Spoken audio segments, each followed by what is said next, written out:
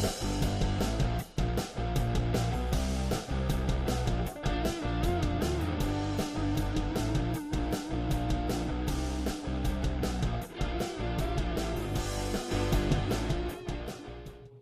ladies and gentlemen, and welcome back for a Wednesday edition of the Steel City Sports Report, where we talk everything Steelers, Penguins, and Pirates.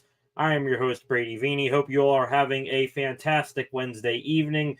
And I say that knowing that really not much is going right in the city of Pittsburgh when it comes to sports at the moment. We got the Penguins. They're in the middle of the rebuild, probably going to suck this year, and for good reason. You know, a big old pot of gold named Gavin McKenna on the other side of that rainbow. But there's a reason else to be sad about the Penguins coming up this season. More on that at the end of today's live stream. Also, you got the Pittsburgh Pirates. Again, sucking on the field, off the field, nothing going right there at all for this organization. Nothing has gone right for them. Nothing will go right for them moving forward. We'll break down what all is going on there here in a little bit. And then we go to the Pittsburgh Steelers, which are kind of the, I guess you could say, team most likely to have success right now. An all-in year for them. They brought in a ton of good players. Lots of room still to go, cap-wise, to keep adding to this team an all-in year as they also look to the future in next year's draft.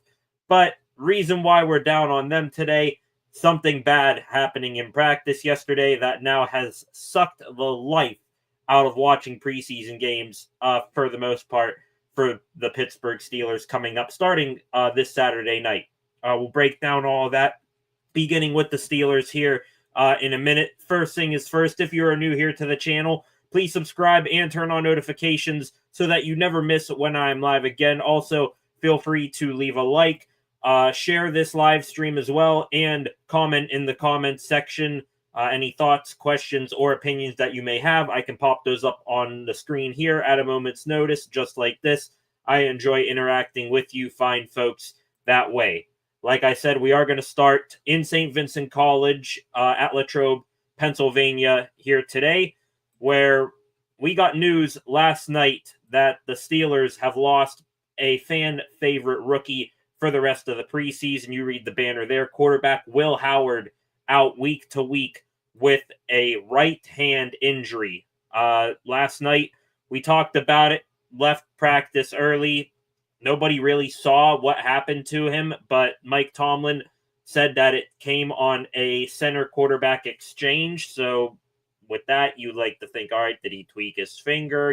What's going on? Rarely quarterbacks get injured on center quarterback exchanges. So that was really weird in the time. Even Mark Caboli, Steelers correspondent for the Pat McAfee show, said that this finger injury, he described it as a finger injury, was not expected to be serious at all. So we thought, injured his hand on a Tuesday, probably not going to see him on Saturday if, it's something, it's serious enough to make him miss this upcoming weekend's game, but he'll be out there practicing. That turned out not to be the case at all. Ian Rappaport, national NFL insider, last night saying that Will Howard suffered a fractured small bone in his hand. He is having additional tests, but is likely to not undergo surgery. Thank goodness for that. But he will miss at least 3 weeks. That is what Rappaport said last night. Also said that Howard has been having an impressive camp so far. No kidding. And now he will miss the rest of the preseason. More reps for Mason Rudolph and Skylar Thompson, who honestly, no offense to Skylar Thompson, I mean this in the most polite possible way that you can say it. Nobody could really, care to see him in the preseason. Sure, he took the Miami Dolphins to the playoffs when Tua Tagovailoa was injured a couple years ago. They went in and made a competitive game with the Buffalo Bills. Since then, no one's really heard or seen of Skylar Thompson, so does anybody really care anyway? He was just there to be a camp body. But that is the unfortunate news that we learned last night. Will Howard out for the next 3 weeks, according to Ian Rappaport there. We did see some pictures of this here. Let me see if I can pop this up real quick from Alan Saunders. Someone getting a picture of Howard yesterday at training camp. Alan Saunders here saying the injury to Will Howard is a pinky finger injury in his throwing hand. Could have happened on the CQ exchange, as Mike Tomlin likes to call it, or during the handoff here to training camp running back Evan Hall. But you go through the pictures here, nothing too ominous there. You can see maybe something goes wrong here with the pinky in that picture. Can't really tell. And then you see him holding the pinky right away. Trainer comes over, and that was the last that we saw from Will Howard in practice. So that unfortunately happened. Jerry Dulac today did confirm that he will probably miss the entire preseason moving forward, and he did confirm that it was on the quarterback center exchange. So he's running with what Mike Tomlin said. Sucks. Honestly, I don't know how much interest us Steelers fans are going to have now in the preseason. I think I can speak for a majority of Steelers Nation saying that this was probably going to be one of the most exciting preseasons to watch for the Pittsburgh Steelers in a long time, really. And there aren't even, that many, competitions going on for starting roles.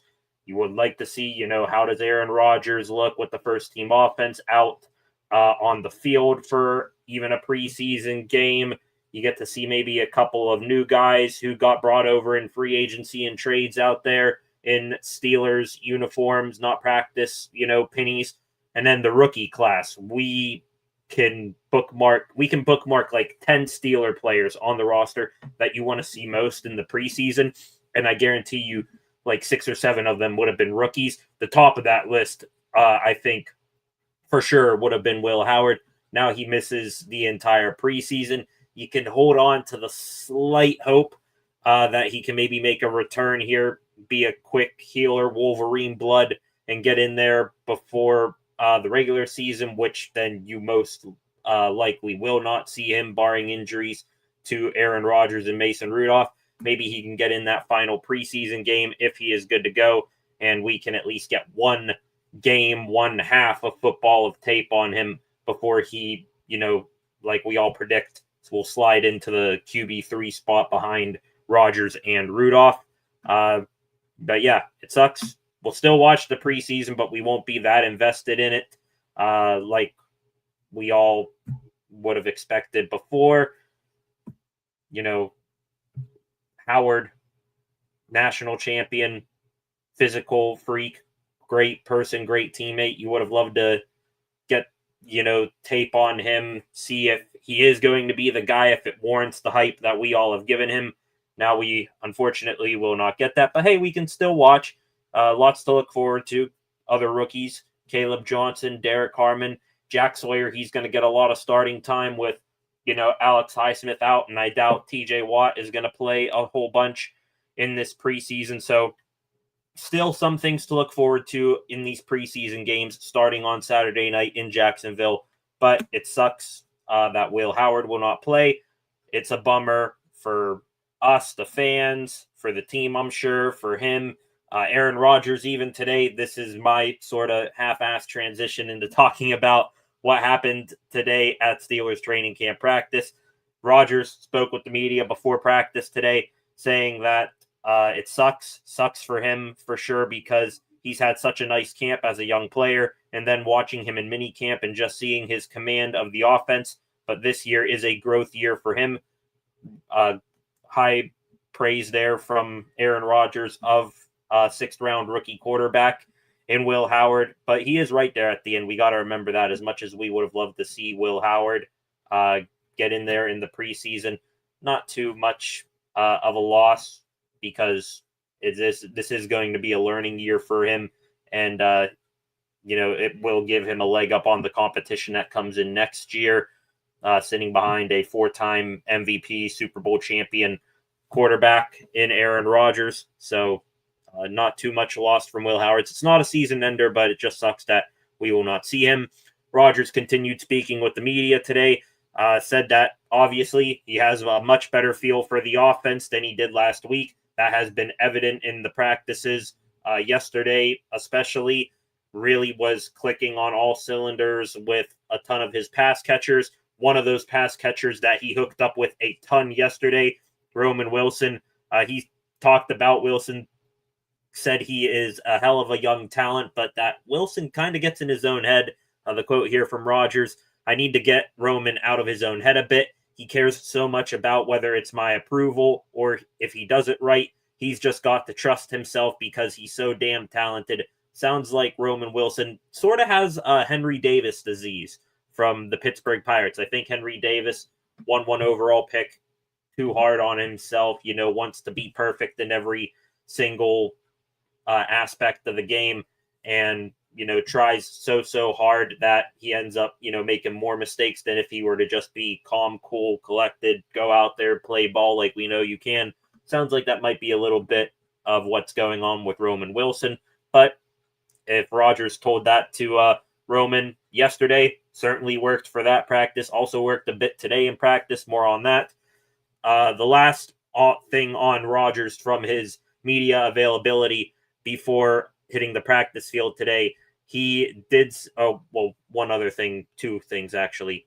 Rodgers did allude yesterday, obviously talking about Roman Wilson, was throwing the ball over the yard to him. A couple passes got broken up. One pass got intercepted. He did say to end practice yesterday when the team was doing their 2-minute drill, there was defensive pass interference. So, I mean, of course he's going to say that, but, tons of accounts, including him, say when real games start, what happened on that 2-minute drive yesterday will come back as defensive pass interference.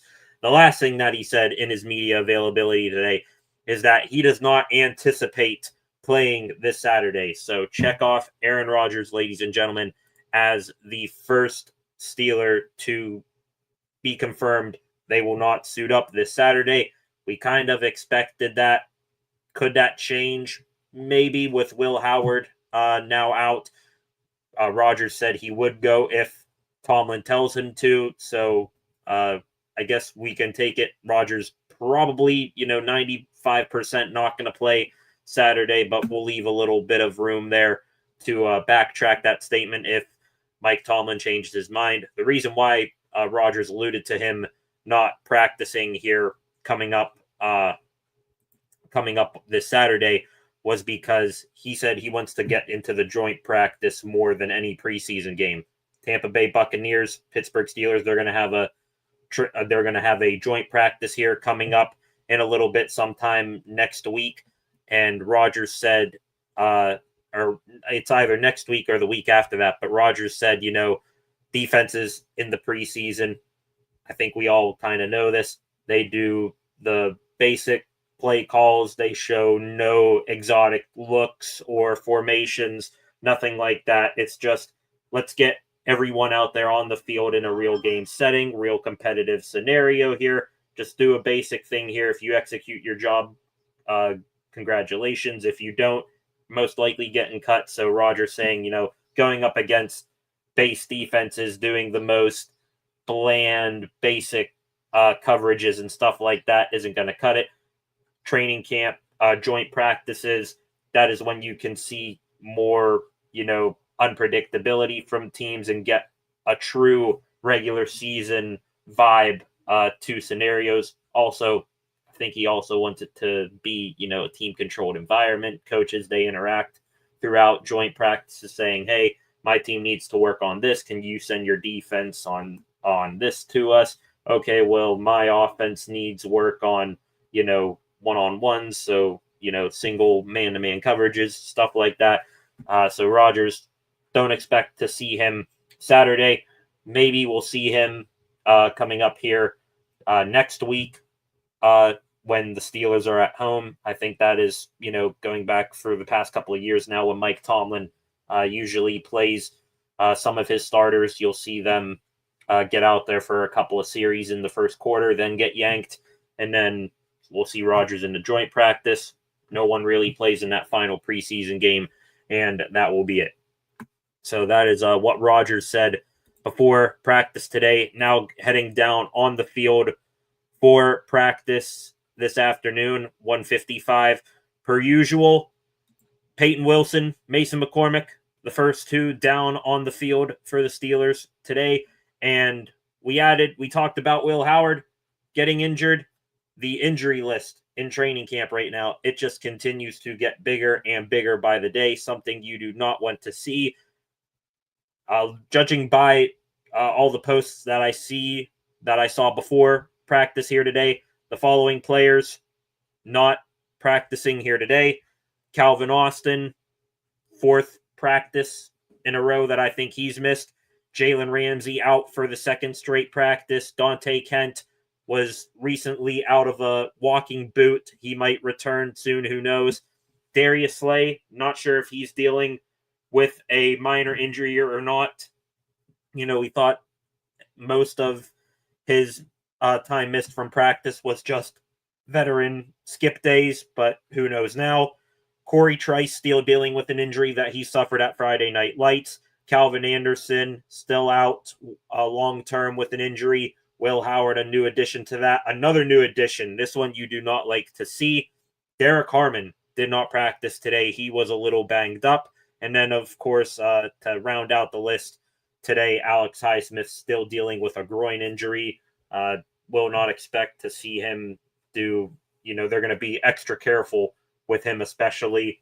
So don't know if you're going to see him for a little while still. Cole Holcomb as well did not practice today. Looks like he was just taking a vet day. Hopefully things are all good there. Will Howard, we just mentioned him in the guys who missed practice today, obviously. Even though he will be out week to week, still down there on the field involved with his teammates. Was down there with his splint on his finger, watching practice during the walkthroughs. So that was good to see.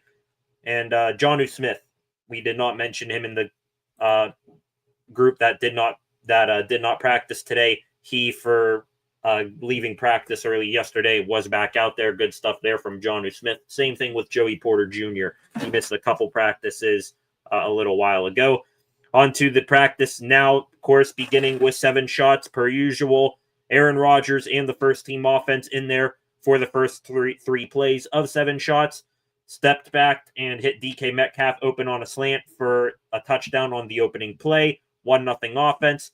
Rodgers moved around a little bit, extended the play, tried to find someone in the corner of the end zone, but it fell incomplete. That tied it. Rodgers was looking for Metcalf again on a slant, but this guy has the knack of doing this. He's done it throughout training camp. It seems like once every practice or every other practice, you're seeing this guy do this. Y.A. Black, a big pass swat down. That made it 2-1 defense. What is he? 6'6", 6'7", 340 pounds, something like that, Y.A. Black. You kind of want to see that, him swatting down passes left and right. So that is a good sign of things hopefully to come. Mason Rudolph in the second-team offense goes in there, tries to hit Robert Woods on the back pylon, but Beanie Bishop gets a good break on the ball for a pass breakup. A rare, well, I won't say rare. It's just I haven't seen anyone really put it out there. Beanie Bishop kind of needs to get going here if he's going to make the team because things are not looking good for him. Needs to create more splash here in the coming weeks. So that made it 3-1 defense. 1 rep win away from another win in 7 shots. Rudolph, fake, hits Robert Woods on a skinny post for the touchdown. That made it 3-2. Then I think Rudolph was still in there. Whoever the quarterback was, Lou Nichols got the handoff and ran it in, tied it at 3-3. 7 shots, 3 apiece. First teamers come back in. Aaron Rodgers absolutely rips a ball into a tight window, hit DK Metcalf for the win. The defense blowing a 3-1 lead in 7 shots today. The offense winning in 7 reps. Good stuff to see there. After 7 shots, teams did a little bit of individual drill work, and then they went into some team periods, 11 on 11. Some notes from there today. Aaron Rodgers was hitting Scotty Miller on a bullet hit Miller in the chest, ricocheted off of him, and Brandon Eccles, talking about corners making a name for themselves with, Slay, Porter for a couple of days, Ramsey out. Brandon Eccles, he is stepping up in a big way.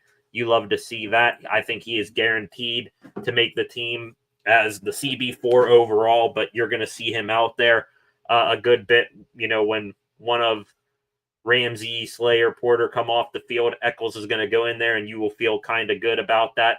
Tells you about the depth of this corner group as it stands right now, much better than years past. Rodgers is looking to hook up with DK Metcalf again on a big gainer today. The Metcalf-Rodgers connection heating up. It's coming, rounding out nicely into form over the past couple of practices. Then we got our big skirmish of the day. It's been a while since we've gotten a really noticeable fight in training camp. I think it was last week was the last one, maybe at Friday Night Lights when they were in pads, is when we last heard of a big skirmish between the offense and defense. Caleb Johnson, rookie running back out of Iowa, big things expected from him. Running along the left side, got clotheslined by Azezi Otomewo, and the offense taking exception. Now, it was not a padded practice here today. They had, the shoulder pads on, but that was pretty much it. They were in shorts, so very light contact, even though they had the shoulder pads on. The offense took exception. Both sides of the field, clear. Offense goes in there to defend their rookie, Caleb Johnson. That's great to see. Defending a rookie like that speaks volumes to me. Troy Fautanu in there. He was the most heated of the bunch. Heard he had a swing at Otomemwo. Lots of jawing back and forth, and then they got back to business as usual. But hey, I love the guys standing up for the rookie. If that was a veteran, it would probably be 10 times worse. But hey, at least showing camaraderie. Doesn't matter if you've been here for 5 years or 5 months. Team standing up for each other. That's good to see. Some more 11-on-11 with Aaron Rodgers back in there. Did not get phased, at least a little bit, by Scotty Miller and that interception earlier in practice. He hit Miller over the middle of the field again for a big gain. Then he hit Roman Wilson up the seam. Offense moving the ball. 2 plays later, Rodgers gets Miller over the middle again for another big gain. And then Mason Rudolph came in there, hit big Darnell Mount Washington. You love seeing 80 consistently being involved in the passing game throughout training camp thus far. Great stuff there from the offense. Also today with, I think Cam Hayward, not sure if Cam practiced today, but with Derek Harmon out, Keanu Benton and Y.A. Black with the first team defense today. So Black filling in for Derek Harmon. Like seeing that. Tells you that the team thinks highly of him and that he's moving up the depth chart here even before the first preseason game. Practice today, wrapping up. Roman Wilson and Aaron Rodgers got in sync again for another couple of plays. One was a floater near the sideline. Wilson went up and got it, got both feet down in bounds. And then the 2-minute drill, looking to make amends for what happened yesterday. The offense, similar story, moving down the field. Metcalf gets hit for a 15-yard gain. Then Miller gets targeted. Unfortunately, Miller didn't turn his head, didn't see the ball coming this way. Juan Thornhill gets the pick. Further review and further posts said that the ball was tipped at the line, but for the second practice in a row, the 2-minute drill, the offense starts to hum, and Juan Thornhill, who people are, skeptical about him being a starter, he seems to be reinvigorated in the black and gold, at least through a couple weeks of training camp, to where he is looking to make splash plays. He even said after practice today, quote, "I think we have a chance to be the best defense of all time. Seriously." Thornhill, one of many Steelers defenders to have high and very lofty expectations of this year, but for how they've looked for a majority of training camp, we're going to hold them to their word and expect them to be a top 3 at bare minimum defensive unit in the NFL. Just a couple of loose notes here from training camp practice today before we wrap up this segment. Looks like the punter battle between Cameron Johnston and Cortlis Waitman is still ongoing. Mentioned yesterday they were absolutely bombing balls 70 yards with nearly 5 seconds of hang time. Sounds like they both were going tit for tat again today, booming balls. Also the alumni tour through St. Vincent College continued today. Yesterday, Ryan Clark on the sideline talking with Mike Tomlin. And then today, another alumni defensive back for the Steelers, Bryant McFadden, I'm sure on work for CBS Sports, going back to a place all too familiar to him, St. Vincent College. Sounds like he got a couple of interviews with Steelers players. And then to end practice here today, Mike Tomlin spoke with the media again, said Derek Harmon banged up, but doesn't seem like it's significant. Some of the older guys are just being rested. I'm not sure if that's related to Jalen Ramsey, was wearing a leg sleeve today. You'd wonder if he's dealing with some sort of lower body injury, but sounds like Cam Hayward and TJ Watt, those guys, they were taking the day off. Will Howard is week to week, like we all expect him to be, Tomlin said. And that Calvin Austin, who has missed 4 practices in a row, I think, right now, we're all starting to get a little worried about him. Calvin Austin is perking up, as Tomlin said his words exactly. So maybe 19 will be back out there. Who knows? I'm not sure if they have practice tomorrow. I think they do. And then they'll be on the plane down to Jacksonville. So tomorrow, maybe we see 19 out there on the field, and then we can get a good idea whether he'll play or not Saturday night. So that did it for training camp practice today. Just 4 more practices now for the Steelers before they break from St. Vincent College. 1 more tomorrow. Then they'll have 3 at St. Vincent, I assume Monday, Tuesday, Wednesday next week. And then they will call it a camp after that. I will now pause and open up the comment section real quick here. Let's go to the chat. Royer Family Videos, welcome. Just got my Aaron Rodgers jersey, brother. Let's go. That is awesome. Hopefully that will do better, that number 8 jersey, better than some number 8 jerseys that I have lying around here. Thank you. Appreciate the support there for the offense, of course. Pittsburgh Pirate stuff right there. Back behind me, some Penguin stuff, and then pretty much a bunch of my Steeler prize possessions over here behind me, and then got a whole entertainment center with a whole bunch of stuff over here to my right. So I appreciate it very, very much. So Will Howard has a fractured pinky and isn't playing preseason. WTF, I smashed my pinky with free weights. He can't play. Well, Royer, so, unfortunately, him smashing his pinky, I'm not sure, what you did to your pinky, but did break a finger in there. I think, throwing hand, pinky injury, kind of more serious for a professional quarterback than what most may think. You're talking about, are you going to be able to grip the ball? Is the ball going to come out the same when you release it with an injured pinky finger?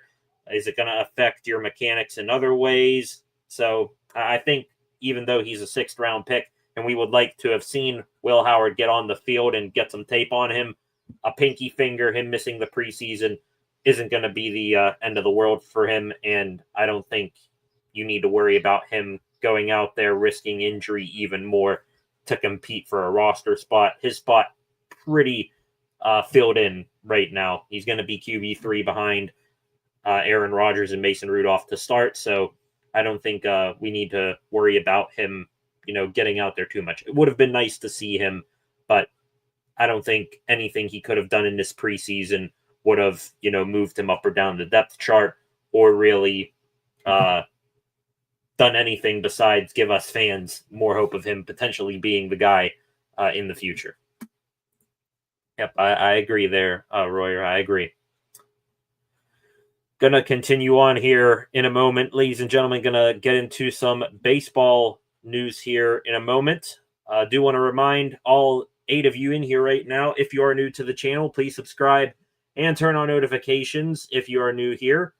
Also, leave a like, share this video, and comment in the comment section, just like Royer did. I can pop up those comments on the screen at a moment's notice. Before I get into some baseball here, Royer, once again, I wonder how it happened. The Howard injury, they say, this coming from Mike Tomlin and Pittsburgh Post-Gazette Steelers writer Jerry Dulac, it happened on a center quarterback exchange. So I assume Howard under center, maybe he had his fingers in the wrong place, or the center snapped the ball a tad early, and that's what, caused the finger injury. I don't know. Kind of seems odd that it would have happened there, but I'm not going to rule it out. Just thank goodness that it wasn't anything too serious. He'll miss a couple of weeks, but nothing season-ending happened to him. That's all I really care about. Okay, going to get into some baseball news right now, and do I really need to say anything more other than, what the banner is right there? Pirates is the Pirates. Since we last spoke last night, we were talking about last night the Pirates seemingly having the number of the San Francisco Giants. They won Game 1 of their series against San Fran on Monday night, 4-3 in walk-off fashion. Since then, they played 2 more games, one last night and one this afternoon. It was a 12:35 start, and what do you know, as soon as I say, hey, the Pirates suck, but at least, they got this team's number, I jinxed them. My fault. I'm going to take minor credit to this. I'm going to give most credit to them just being a bad baseball team.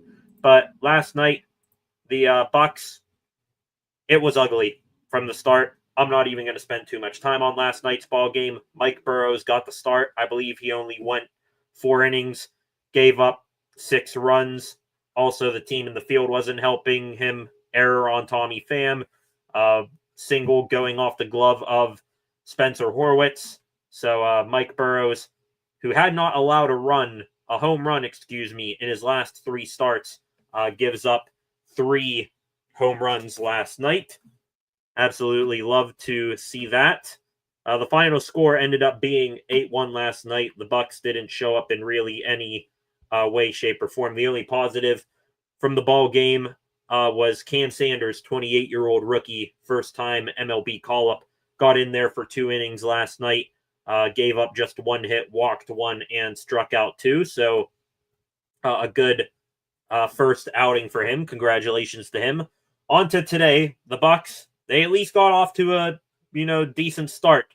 They worked out of a jam in the first inning, and then Robbie Ray, starting pitcher for the Giants, walked 2, then got Brian Reynolds to ground into a double play. Liover Peguero at risk of being stranded at third base. Nick Gonzalez brings him home on an RBI single. Nicky G, one of the rare consistent bats in this Pirate lineup right now.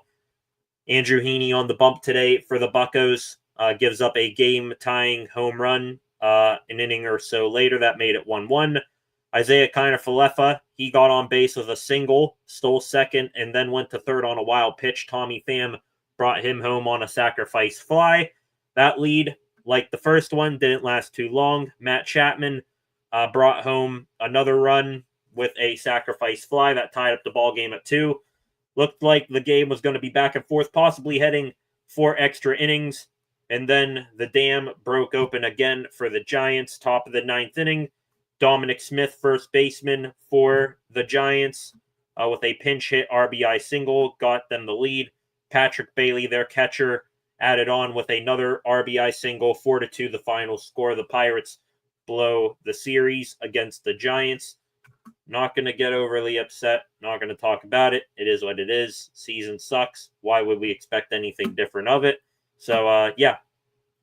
Looked like the Pirates had the Giants' number, and then they lay back-to-back piles of feces last night and today. So we are going to move on. The Bucks, by the way, did make a roster move today, and a small one. They acquired a pitcher. They claimed right-handed reliever Jack Little off of waivers from the LA Dodgers.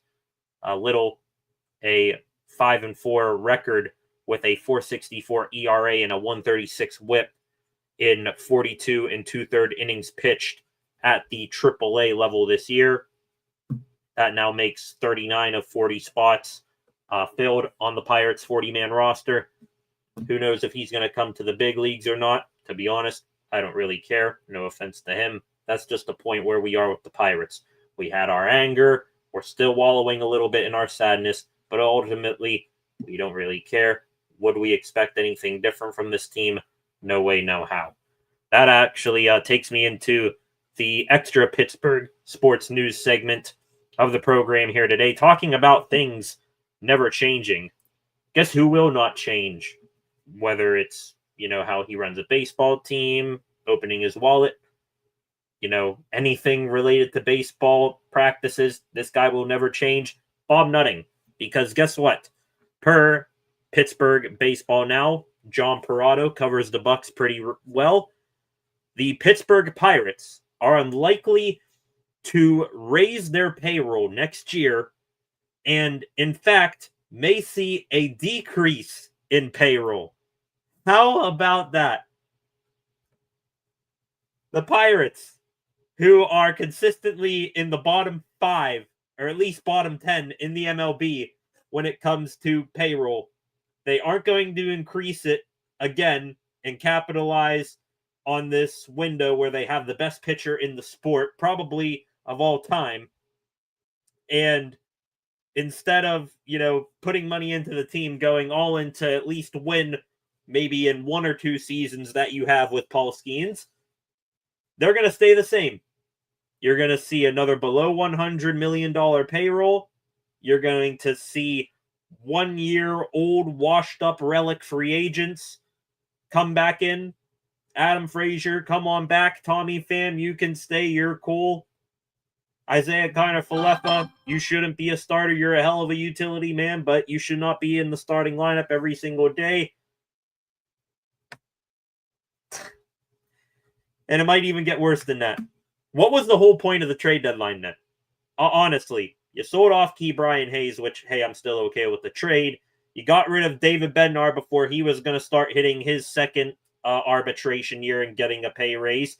You got rid of Bailey Falter, which I still have a headache from comprehending that trade. You ship off Bailey Falter, one of your back-end solid rotation starters. You weren't even going to tender him going into his first year of arbitration. And you got rid of a couple other guys on 1-year deals who are making a good chunk of change. You overall saved $20 million at this trade deadline, and you're probably going to be up around $40 million off the payroll when you go to free agency this offseason. And instead of adding on to that and more, you're going to stay the same, and it will probably be even less. Going to read you a little bit here of the article from Pittsburgh Baseball Now. It is their sources who are saying that money will not be reallocated into a larger budget for 2026. The MLB in 2023 sent a member of their offices to Pittsburgh to meet with Nutting about their dissatisfaction with the Pirates' lack of spending, but that will not and has not, quite honestly, up until this point, affect how Bob Nutting does his business and will not make him or compel him to spend more money starting next year. Really, honestly, I get infuriated is the word I'm looking for, reading that. But does it surprise me? No. It doesn't surprise me one bit. Even if he were to raise payroll, would you trust him to, make the right decisions? Or the dumbass general manager that he has currently employed that he refuses to fire? Nope. And that is one of the biggest problems of baseball. You have a general manager who has no idea what he's doing, who traded away a whole bunch of money at the trade deadline and was on the record saying that money, not all of it has to be reallocated back into big league bats for next year. So that should have been sign one that, payroll was going to stay the same or decrease. You got Bob Nutting, who even after last or 2 years ago got pressured by one of the MLB front office people to spend more. He's not compelled. He has no shame in it, quite honestly. So he's not going to change anything. Why would he? And the third thing is that the baseball economic system is allowing him to do this. Because in that collective bargaining agreement, shared revenue, the Pirates, they get their money either way. Doesn't matter if you or I go to the ballpark. Doesn't matter how much he wants to spend or not. He's going to get his money regardless. This lockout in 2027 cannot come soon enough because it will probably be the happiest summer of my life not wanting to watch Pirates baseball. The only thing that would make me dance in the streets and do backflips in this room would be if it's not even a salary cap or floor getting implemented anymore. That's just a base level expectation of mine. It is the MLB finally doing something to get rid of Bob Nutting.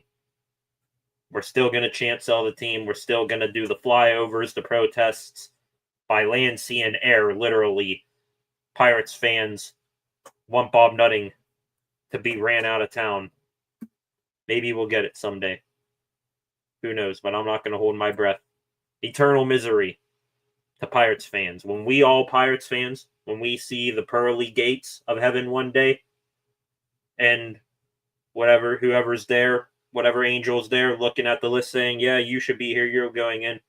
Oh, Pittsburgh Pirate fan, yeah, you already been through hell enough. Come on in.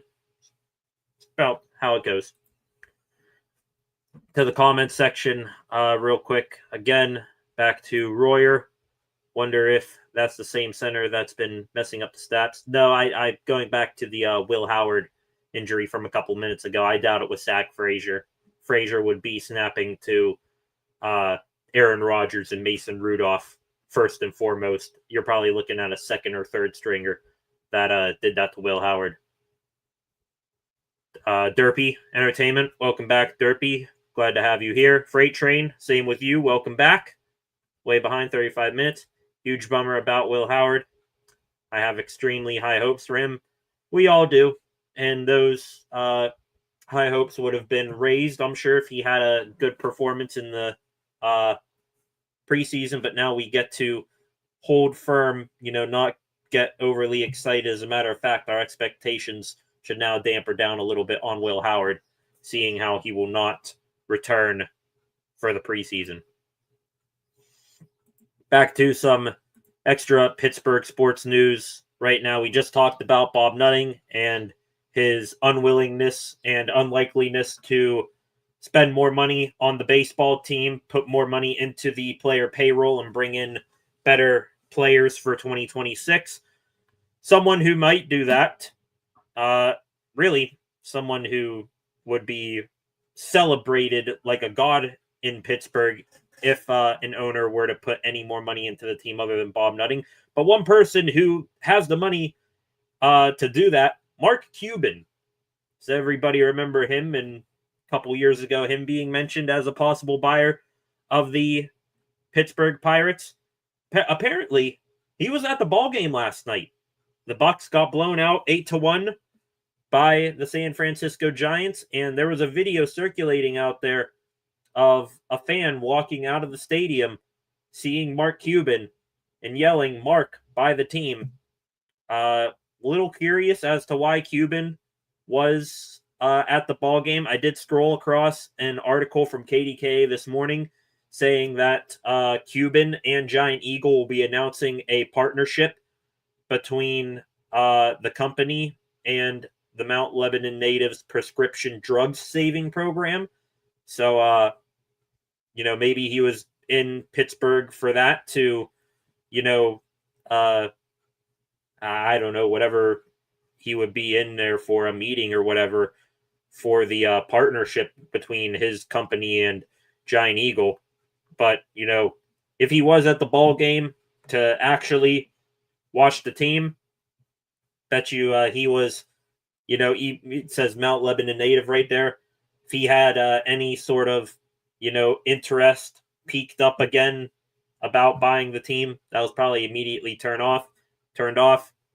Again, we should have no hope, no expectation whatsoever for Bob Nutting to ever sell the team in his lifetime, especially to Mark Cuban, because remember, this was the guy who tweeted last year relating to the Pirates. If someone offered you a job that paid $25 million or more per year to stand in Market Square and let the entire city of Pittsburgh yell at you, would you take that job? That job is owning the Pirates. Why would they, talking about Bob Nutting, sell? So, sounds like he isn't going to buy it. Sounds like, Nutting is going to have an iron fist chokehold on this organization and its fan base for the end of time, and we should not expect anything different. Terrible play on the ball field, terrible business practices and baseball operations off the field, and all of us, fans, players, even people inside the organization, will be left both confused and angered. You're talking about who I say inside the organization, Michael McHenry, who literally works on the TV network broadcasting these ball games since the trade deadline on Thursday, has been posting ominous and weird quotes that I think we all can agree ties back to him criticizing the Pirates. His latest one that he dropped this afternoon. A man asked a gardener why his plants grew so beautifully. The gardener said, "I don't force them to grow. I remove what stops them." Sounds like that quote, "I don't force them to grow. I remove what stops them." Maybe being critical of this general manager and the practices that this organization has and how they haven't been able to develop a winning team at really any level of the organization in now over 6 years. So agree with you there, Fort. Agree with you there. Couple other loose notes and stories that do relate to the Pirates in some way, shape, or form. This one doesn't relate to the Pirates exactly, but we can squint and see this affecting the Bucks down the line. This afternoon, the Boston Red Sox and their young outfielder, 20-year-old Roman Anthony, who has recently graduated as a prospect, was the top prospect in all of baseball, and then he graduated from prospect status. He signed an 8-year, $130 million extension with the Red Sox. The contract includes a club option to keep him under club control through 2034. So the Red Sox immediately lock up this young stud for 8 years, buy out a handful of years of free agency. There won't be any sort of arbitration disputes and stuff like that. And you look at that and you say, wouldn't it have been nice to see the Pirates, if they had any sort of brain cell whatsoever, wouldn't have you like to see them sign Paul Skeens to an extension like this? Lock him up for a couple years past what you're required to have him from time to time. 8 years, $130 million. I'm sure if Skeens were to sign an extension with the Pirates before, if the baseball economic system doesn't get fixed before he goes somewhere else and gets paid over $500 million, wouldn't have you like to see this from him? But we won't. Price tag just keeps on going up. Good job, Pirates. 3 extra loose baseball stories here today. If that is wallowing in misery isn't bad enough for Pirates fans. As soon as you turned off the Bucks game last night, them getting blown out by the Giants, you turned on, I think, TBS. You saw the Reds and Chicago Cubs play. Ke'Bryan Hayes made another hell of a play as a Gold Glove third baseman. And looking at all the reactions in the Cincinnati dugout, must be their first time getting to experience Ke'Bryan Hayes' defensive work. And then immediately after that game, you go back to the studio for TBS and you see bum-ass former manager for the Pirates, one of the worst managers, literally record-wise, all time, Derek Shelton, on your TV screen. I thought I was done seeing evil Santa Claus on my TV screen, but hey, baseball gods continue to kick us while we're down. Last two things related to baseball. Happy birthday today to Jared Jones, out for the year for the Bucks. Will hopefully be back at some point next year. Would have loved to see him pitch this year. That maybe would give us something positive to look at for this baseball team. But quite honestly, thank God that he isn't going out there and wasting his arm playing, for this team and their crappy offense right now.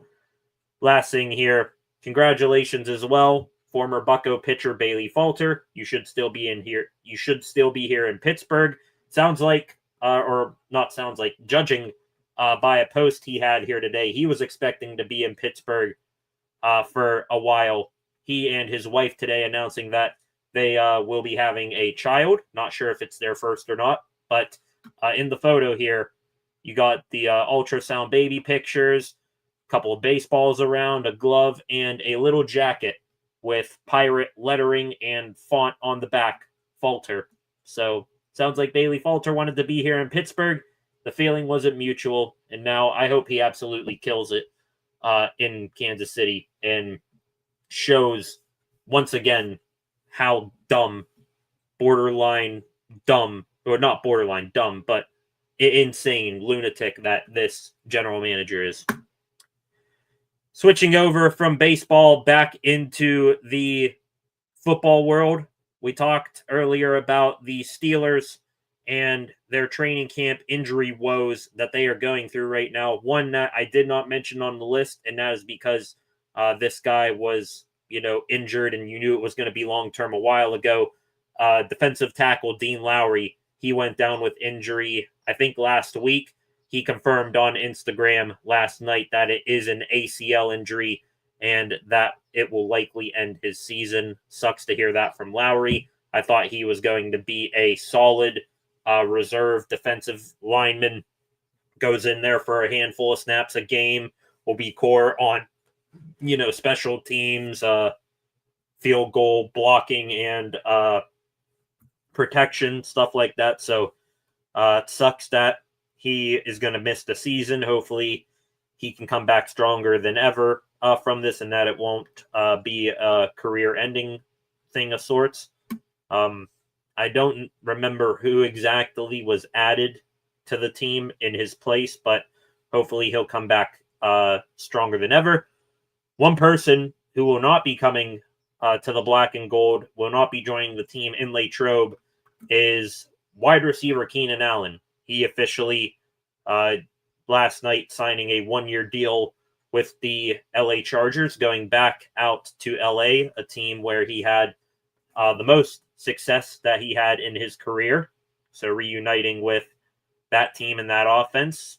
Really just wanted to break this out here because we talked before, could Keenan Allen be a fit on this team? Yeah, but did he really want to come here? No, he said it himself. So now we can officially close that page, that chapter of the wide receiver search book. A couple other things here related to the Steelers.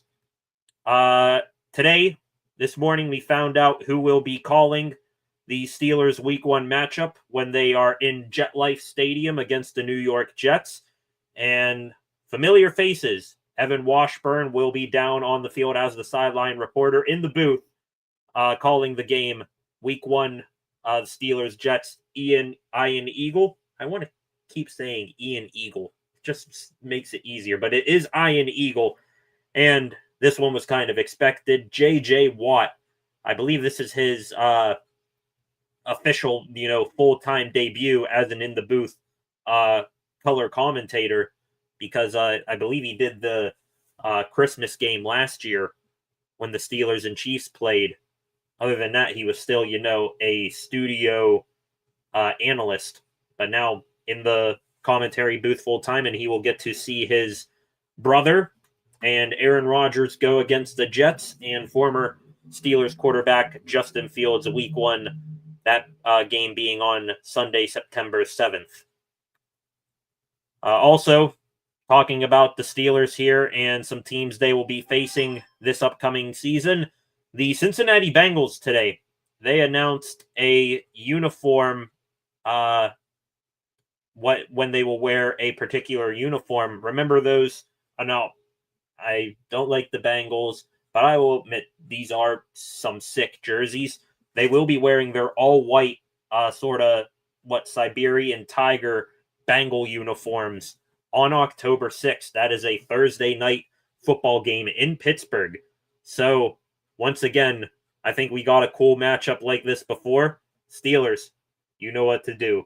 Please break out those all-black Color Rush unis. You're already going to wear those, yellow 1933 throwbacks, but you can have one more alternate uniform in there. Do the all-black with yellow letters, Color Rush uniforms, have them go up against the Bengals all-white unis. You will have a top 3 uniform matchup of the season. One last thing here, or two last things here for football today. This one's sort of a national news story, but want to bring it up on here. Today, or last night this came out, but it is official. ESPN will be acquiring the rights to NFL Network and other media assets from the NFL. This will include ESPN now taking ownership of NFL Red Zone. The NFL Fantasy Football will merge with ESPN Fantasy Football. Looking at some other things here, the NFL in this case, they now have a 10% ownership stake in ESPN. So it sounds like craziness. NFL, ESPN now in bed together. Also, some other stuff here. You know me, I'm a wrestling fan. WWE now involved with ESPN.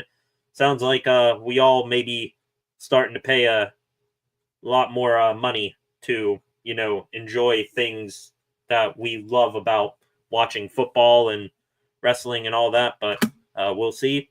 Thought that was crazy. Last thing here for the Steelers. Not sure when this was taken. I'm assuming today. If so, it's cool. And, I wonder where the heck the Cardinals are that this guy is back in Pittsburgh. I'm going to assume that this was today. This picture was taken at Acrisure Stadium. Ryan Shazier and James Conner reuniting today. Wonder, what's going on here, why they were together, but thought it was cool. Two guys who once had so much potential with the Steelers. Shazier on track to be one of the best defenders of his era and stamp himself as one of the best inside linebackers in Steelers history. And then, unfortunately, that injury. James Conner, legendary career at Pitt for my Panthers, came to the Steelers. I think, honestly, looking back at it now, got stuck behind crappy offensive line after crappy offensive line. He's now out in Arizona killing it. So, thought it was cool that they met up, but it just hits you in the feels again as a Steeler fan to see, the way those two left Pittsburgh. Last extra Pittsburgh sports news story of the day here. One on the Penguins. Again, far and few between are, news stories or reports about the Penguins. It's mainly, at this point, just us sitting and waiting for Kyle Dubas to make a trade of shipping off Erik Karlsson, Brian Rust, Rickard Rakell, whoever. This one, however, little off the beaten path. Josh Yohe, who covers the Penguins for The Athletic, once again stating the obvious.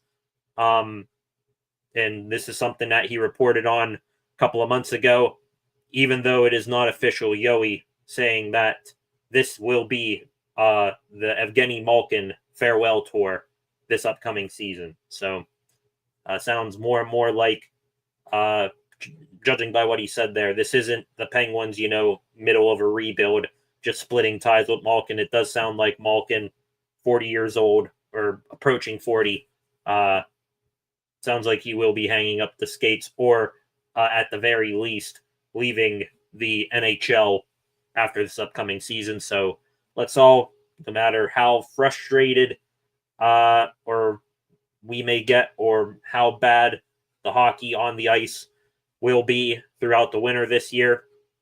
Let's all remember two things. One, we're hopefully tanking out for another generational prospect. We've been fortunate and grateful to go from Lemieux to Crosby to then, with a bad enough year, hopefully McKenna. And let's also, while we watch the team push for the future, reflect on the past and celebrate Evgeny Malkin no matter what he does for this upcoming season. Okay, ladies and gentlemen, real quick, gonna go through Twitter and see if we have any other new news stories before we log off for the night. Looks like we got the full quote here of Juan Thornhill after practice. Remember, Thornhill, back-to-back practices, he has ended the 2-minute drills for the Steelers offense, picking off the ball.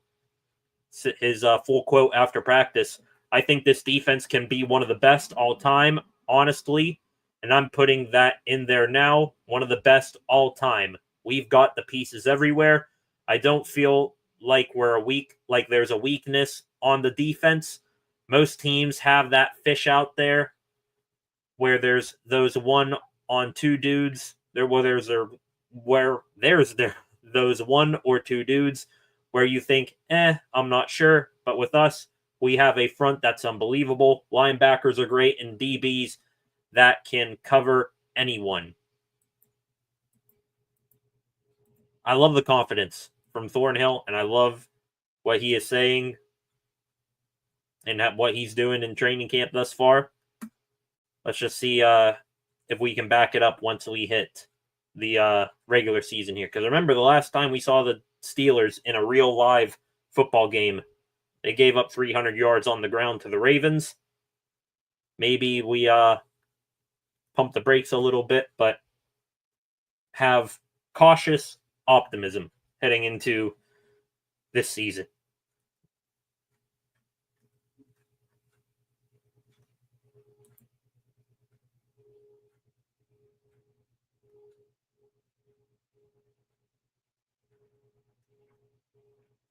Seeing here if there's anything else before we log off for the night.